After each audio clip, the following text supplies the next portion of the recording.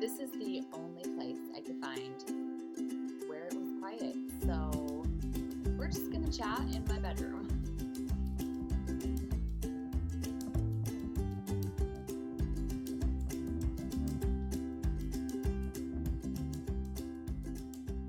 You can get overwhelmed really quickly when you count the many subjects and things you have to teach each individual child, times that by, 4, 5, 6, however many kids you have, and all of a sudden you're overwhelmed and you're freaking out and you're thinking, I am never going to be able to do this. Trust me, you guys, I've been there. I know you probably don't think I have been there, but I have. Let me just break it down for you. It's really easy. Just number one advice, simplify.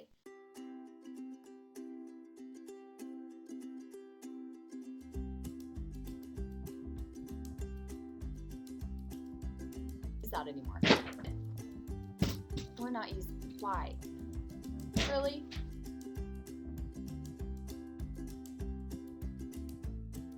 It is not a mystery. I really love this curriculum. It is just open and go. It just includes everything you need for each kid, so it makes it so super easy. That's why I love this curriculum.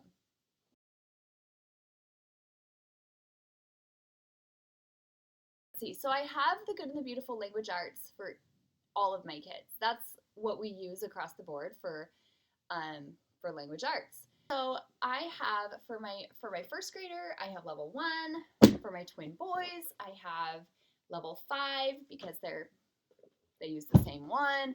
And for my daughter, she is just finishing up level 6. Literally, she'll be moving into level 7 like in the next couple weeks. So she is like almost done with level 6.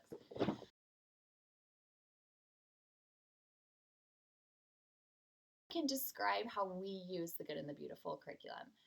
We are literally scraping the bottom of the ice cream carton every single lesson. We don't just like flip through and use it in 5 seconds. How long is each lesson? Well, that kind of depends on you. We look forward to this every single day. So how much time does a lesson take? Well, for us, some lessons could take an hour to an hour and a half.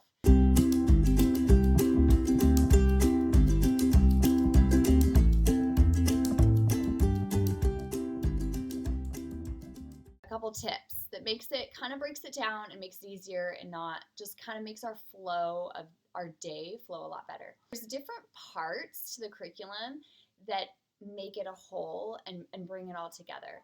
My advice is to take those little parts of the curriculum, of the Good and the Beautiful curriculum, and kind of like place them in different parts of your day so that you don't, at least that works for us. I kind of take everything that they're supposed to do with their Good and the Beautiful in their different levels, and I kind of have staggered and woven it into each other.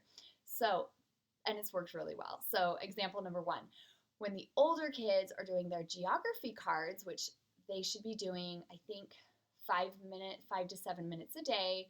They have geography cards, and then they have this thing where they memorize their capitals and their states, and then they have poetry memorization.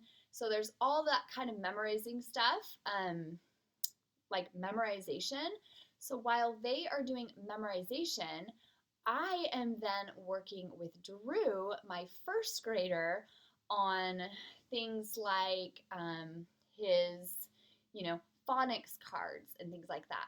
So if you can make a pattern or a rhythm throughout the day and place those things always in the same time of day, you're not going to miss them. You're going to get to it, and it just becomes like kind of a rhythm. For spelling and for grammar, there's a lot of sentence dictation, and that is the parent supposed to do that. Have these dictation binders. They write it, we flag part of it. Sorry, I'm getting used to this. So we have a little flag there, and then they open it, and that is their spelling words that they didn't get correct during dictation. So sentence dictation we do every single day. My kids, the older kids, are required to write cursive for pretty much everything. You guys, I'm hardcore. Get a little binder like this. It's like $1 sentence dictation. And that's where we keep our sentence dictation for all my kids. Drew is doing his copy work, and that is something that they recommend in level 1. And so while he's doing his copy work, I'm able to do dictation with my level 5 boys. So you need to kill, what is it? 2 birds with 1 stone? Is that what it is? Try to kill 2 birds with 1 stone when you're doing the good and the beautiful. You want to layer, you want to weave, you want to get things done at the same time where it works, so you're not feeling overwhelmed. So another thing about layering, so with the level 1 or with the level K, I found it overwhelmed Drew to do everything that was required in one sitting. So don't think you have to do everything in that lesson in one block of time or in one sitting. So for instance, when I say, Drew, it's time for your reading lesson, I have a little board that lists what I need to do with him to check it off. And I do that pattern every day. I do phonics cards, check that off. Sight words, check that off. Spelling, check it off. And poem, check it off. And all of that probably takes like 15, 20 minutes, maybe 15 minutes. And we just kind of move through it. So for Drew, I have this little folder. This is called Lakeshore Sea and Store Pouches. This is his reading pouch. And we'll get it out, and it has everything in here that he needs for his reading lesson. It's all in here. Little pink flags for his sight words, for his poetry, all that stuff. Just keep it really simple. Open it up and go. This is for spelling. This is a dry eraser. I got this, I think, at Lakeshore Learning. We love it. All of his little readers, okay? All his readers. Big tip, like stagger the reading kind of like throughout the day. You don't have to like cram it all in one session. I get a lot of questions like, is it a strong writing program? Now, it's awesome.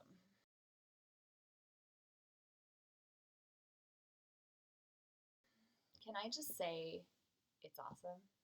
It is such a good writing program. It's amazing. It has helped my kids so much. There's so much writing in the upper levels. Level 5, I have really noticed the writing is like really just, it's fabulous. The writing assignments and the writing in here, my older children's writing is changing. It's blossoming. It's getting more mature. It's getting deeper. It touches on so many things with writing. So you don't need another writing curriculum. The level 6, my daughter's just finishing this up, but every single lesson has something with writing.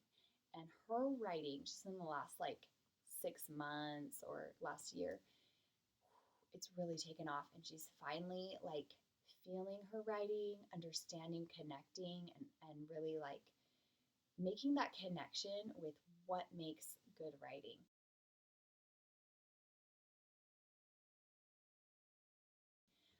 Another thing that I love about this is it incorporates so much reading. They are reading all the time. And for instance, in almost every single lesson, I think starting in, I don't know what level, my kids started in level 4, but let's just take level 5. In level 5, every single lesson, they are reading a story out of their book. So like this says chapter 7. So they're reading a chapter or so inside of their lesson. That's part of their lesson. And we're also reading from the shared reader. So that's part of the lesson, and that And the shared reader, when you read aloud, I treat that kind of as vocabulary.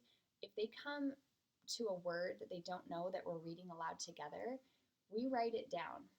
And you can write it down in your spelling dictation binder, but we'll talk about the words that they don't know and we'll pronounce them and even sometimes look it up in the dictionary. So I love how it incorporates the children reading aloud to me, because I'm able to hear their reading fluency. I'm able to hear if they are pronouncing it correctly. We're able to talk about the symbolism and the metaphors, the feeling that they get, the meaning. We're able to, really connect with reading comprehension. Are they picking up everything they're reading?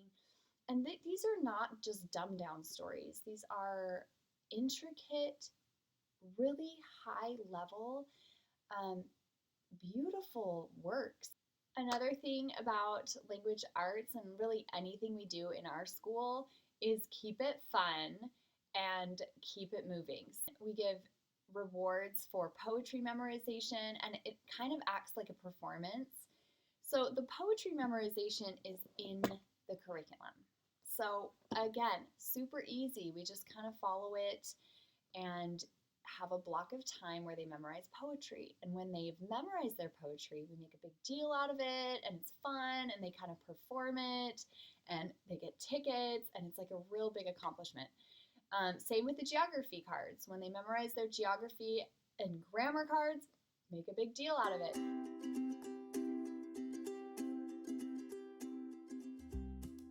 Don't overwhelm yourself. If you guys are doing the good and the beautiful, language arts, you don't need anything else. You do not need extra. I was like, how is this going to be enough? I mean, how the heck does that have everything that it says it has in it? It's just like mind-boggling. It's mind-boggling. It's, you know what it is, you guys? It's a complete miracle. It is. Every time I open this, I'm just like, I don't even know how it's covering the depth it is. Just change and transform your homeschool. So we love it. My boys absolutely love it. They love it. All my kids love it. They love it because they feel something, because they learn something, because it's filled with joy and depth. It's not dumbed down. It's speaking to them as, like they're smart. It's speaking to them at a high level. Right, that's how we do language arts. I'm going to be doing another video on specifically how we do everything else. It's so hard to fit language arts into one video. Anyway, I hope that helped. Let me know your questions. Again, how I'm kind of doing comments is I'm going to look at your comments because I read them. I'm just not very good. I don't have time to respond to everyone, but I'm kind of keeping a tally of all the questions, and I'm going to do a Q&A video with all the questions that I find down below. So I will see you guys soon.